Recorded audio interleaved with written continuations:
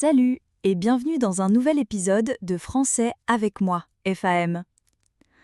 Salut Nicolas, ça va? Salut Marie, ça va super bien. Et toi? Oh, ça va, ça va. Aujourd'hui, on va parler d'un truc que les Français utilisent tout le temps, sans même s'en rendre compte. Ce sont les petits mots, les expressions, les tics de langage qu'on glisse dans nos phrases quand on parle. Tu sais, ces fameux du coup, genre, eh bien, ils sont partout. Et si tu ne les connais pas, tu risques de te sentir un peu perdu quand tu écoutes un vrai français parler. Alors aujourd'hui, on t'emmène découvrir les 18 tics de langage les plus utilisés par les Français.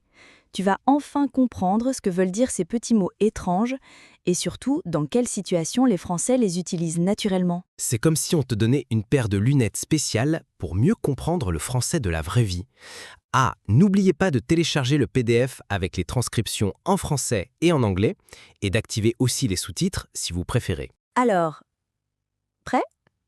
Allez, c'est parti! Ah, Nicolas, tu sais, j'ai passé ma journée à regarder des vidéos sur YouTube et je suis tombée sur un truc hyper intéressant, les tics de langage français. J'ai l'impression qu'on les utilise sans même s'en rendre compte. Ah bon? Les tics de langage? C'est vrai que c'est un truc qui nous caractérise, non? Je me suis jamais vraiment posé la question, mais c'est comme une seconde nature. Genre, c'est quoi ceux qui t'ont le plus marqué? Bah, tu sais, le fameux quoi à la fin de chaque phrase, c'est le plus flagrant. Genre, on a passé de super vacances, quoi. Ça ne veut rien dire, mais on le met là, comme ça, pour, je ne sais pas, pour la musicalité de la phrase. Oui, voilà, c'est exactement ça. Et puis il y a le genre aussi qu'on utilise tout le temps. C'est un peu le passe-partout. On l'utilise pour donner un exemple, mais aussi pour faire une description vague. Tu vois, on est allé dans un resto genre hyper chic, mais en fait, c'était pas terrible. En fait, c'est exactement le cas de figure. Et j'ai remarqué que ce « en fait » est omniprésent.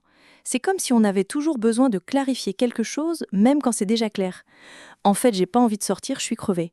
C'est une manière de dire « la vérité c'est que » sans le dire vraiment. Ça claire. Et du coup, ça me fait penser à du coup. C'est un peu le nouveau donc, non? C'est pour exprimer une conséquence. Genre, j'étais malade, du coup, je suis resté au lit. C'est devenu tellement courant que j'ai l'impression que le mot donc est presque en voie de disparition. J'avoue, du coup est partout. Même dans les conversations professionnelles, on l'entend tout le temps. Et je me suis aussi rendu compte que j'utilisais beaucoup « franchement ». C'est comme une manière d'appuyer ce que je dis, de montrer que je suis sincère. Franchement, il faut absolument que tu vois ce film. Mais est-ce que ça veut dire que je ne suis pas honnête le reste du temps? En même temps, c'est comme le 1 qu'on met à la fin d'une question. Tu viens avec nous, hein? C'est pas une vraie question, c'est une invitation à l'approbation. Et puis, il y a aussi le fameux qui est la pause réflexive par excellence. Je ne compte plus les fois où je l'utilise dans une phrase. Et c'est là qu'on voit que ces tics sont plus que de simples mots. Ils structurent notre façon de parler, notre rythme. Ils nous permettent de gagner du temps, de réfléchir, de marquer une pause.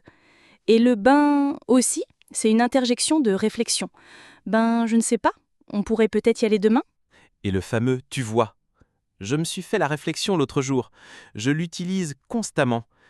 J'ai acheté une nouvelle voiture, tu vois? C'est une façon de s'assurer que l'autre me suit sans pour autant attendre une vraie réponse. C'est comme si on se parlait à soi-même. C'est un peu le tic du prof, non? Ou du moins de la personne qui veut être sûre que son point est bien compris. Et puis il y a aussi le en mode. C'est un truc qui s'est pas mal développé ces dernières années. Elle m'a regardé en mode je vais te dire quelque chose. C'est une expression un peu imagée pour décrire une attitude. J'avoue, ça remplace une description beaucoup plus longue. Au lieu de dire « elle m'a regardé d'une manière qui exprimait son intention de… », on dit juste « en mode ». C'est l'économie du langage, quoi. C'est le côté pratique qui prime. Et ça nous permet de nous comprendre en un clin d'œil. C'est vrai que le langage, ça évolue. Et ces tics, ce sont les témoins de cette évolution. C'est la langue vivante, ce n'est pas le français des livres. Et on ne peut pas y échapper. J'ai essayé de me surveiller, mais c'est comme si c'était plus fort que moi. C'est une habitude qui s'est ancrée en moi. Bref, c'est un peu le sel de notre conversation, non? Ça rend le dialogue plus authentique, plus… français. On ne peut pas parler de façon ultra formelle tout le temps. Et c'est ça qui fait le charme. Oui, je vois ce que tu veux dire. C'est le petit plus qui fait la différence. Le jour où on ne les utilisera plus, c'est qu'on aura perdu une partie de notre identité linguistique. Mais en même temps, il ne faut pas en abuser, hein. Il faut trouver le juste milieu. Absolument.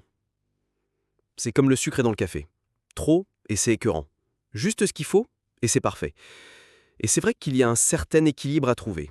Mais franchement, j'ai l'impression qu'on les utilise de façon naturelle. C'est pas un truc qu'on force. Tu vois, ce que tu dis me fait penser à un autre truc. Le fait qu'on les utilise sans réfléchir, ça montre à quel point ils sont intégrés. C'est pas une stratégie de communication, c'est une habitude de langage. C'est une manière de respirer en parlant. On a besoin de ces petits à côté pour que la phrase coule. Et du coup, ça m'amène à me demander, est-ce que les tics de langage étrangers sont aussi omniprésents? Genre les Anglais avec leur like, les Espagnols avec leur pues. Est-ce que c'est un phénomène universel? J'avoue que je me suis posé la même question. Je pense que oui. Chaque langue a ses petites manies. C'est ce qui la rend unique et vivante. On n'est pas des robots, on a besoin de ces petites imperfections pour nous exprimer. Et ces imperfections, en fait, c'est ce qui fait notre charme. C'est bien dit. Bref, on a bien discuté sur le sujet, hein. C'est le moment de passer à autre chose. Mais c'était intéressant de se pencher là-dessus. Ça donne à réfléchir sur notre propre façon de communiquer. On est moins passif, on est plus conscient de notre parole. Voilà, c'est ça. C'est comme une petite prise de conscience. Et franchement, ça fait du bien de se poser ce genre de questions. Ça rend le langage encore plus fascinant. Et maintenant, on ne pourra plus s'empêcher de les remarquer dans nos propres phrases. Oui, c'est certain. C'est la malédiction du savoir. On ne pourra plus les ignorer. Mais en même temps, c'est ce qui rend notre façon de parler tellement authentique. Du coup, on va continuer à les utiliser, quoi. Bon, alors pour que ce soit plus clair pour tout le monde, je vais faire une petite récap de tous les tics qu'on a utilisés dans notre conversation. C'est comme une petite checklist de la langue française du quotidien. On a commencé avec le fameux « quoi » qu'on met à la fin des phrases pour leur donner un air plus naturel, même si ça ne sert à rien, quoi. Ensuite, on a parlé de genre, qui est super pratique pour donner un exemple ou pour décrire quelque chose de manière un peu vague quand on n'a pas les mots exacts. Juste après, il y a le son qu'on utilise tous quand on hésite ou qu'on cherche nos mots. On a aussi mentionné « ben », qui est un peu comme une interjection de réflexion avant de commencer à parler. Pour dire « oui » de manière plus cool et informelle, on utilise le fameux « ouais », parfois même plusieurs fois de suite. Et puis, il y a « voilà », qui est là pour dire que c'est bon, que c'est terminé, ou juste pour marquer une pause. Le mot « en fait » sert à clarifier une explication ou à donner une précision, comme une mise au point. On a beaucoup utilisé « tu vois » pour s'assurer que notre interlocuteur nous suit sans forcément attendre une réponse. Un autre incontournable, c'est « du coup », qui a remplacé le mot « donc » pour exprimer une conséquence. On a aussi parlé de « franchement » pour insister sur une idée et montrer qu'on est vraiment convaincu. Le tic « en mode » est parfait pour décrire une situation ou une attitude de manière très imagée. On a découvert que « j'avoue » s'utilise même pour les choses positives, pour exprimer son accord. Le petit bruit « hein » sert à demander confirmation ou à dire qu'on n'a pas bien entendu. Et bien sûr, il y a « en même temps » pour introduire une idée contradictoire ou une hésitation. Enfin, on a terminé avec « bref », qui est notre manière de conclure un sujet et de passer à autre chose. Voilà, bref, vous avez la liste complète. Franchement, c'est intéressant de les voir tous alignés comme ça, hein? Tu sais, quand on apprend une langue, on pense souvent qu'il faut juste connaître les bons mots, les bonnes règles de grammaire. Mais en réalité, la magie se trouve dans les petits détails. Oui, comme ces tics de langage. Ce sont eux qui donnent le rythme, la couleur et la personnalité du français parlé. Et même si tu ne les utilises pas encore, le simple fait de les reconnaître va déjà changer ton expérience d'écoute. Tu vas voir, à partir d'aujourd'hui, ton cerveau va commencer à les repérer automatiquement. Tu vas entendre un « du coup » ici, un « bref » là, un « tu vois » toutes les 3 phrases. Et parfois, tu vas te surprendre à les utiliser toi-même sans t'en rendre compte. C'est exactement ça le signe que ton français devient plus naturel, plus vivant. Alors, continue à écouter du vrai français, à observer, à rire, à être curieux. Tu n'as pas besoin d'être parfait, tu as juste besoin d'être connecté à la langue. Et si tu veux revoir tous les tics qu'on a mentionnés aujourd'hui, tu peux télécharger le PDF avec la transcription, la liste complète et des exemples. On t'a préparé ça avec beaucoup de soin, comme toujours. Voilà, tu progresses déjà, tu vois. Exactement. À tout de suite dans la dernière partie. Merci d'avoir passé ce moment avec nous. On espère que cet épisode t'a fait sourire, réfléchir et surtout mieux comprendre le français naturel. Si tu as appris quelque chose aujourd'hui, même un tout petit truc, c'est déjà une victoire. Et si tu veux nous soutenir, n'oublie pas de t'abonner au podcast sur ta plateforme préférée. Comme ça, tu ne rates aucun épisode. Tu peux aussi laisser un petit commentaire ou une note, ça nous aide beaucoup à faire connaître ce projet.